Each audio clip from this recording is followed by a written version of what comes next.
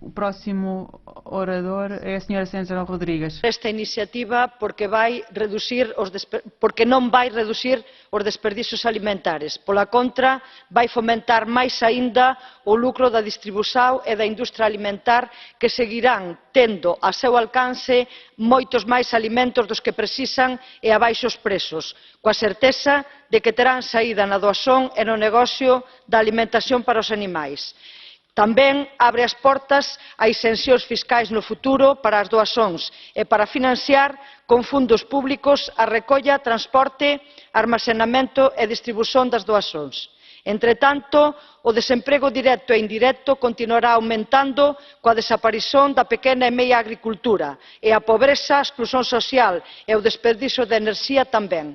A fome non se combate con caridade, combátese con políticas que garantan renda e salarios decentes para toda a populación.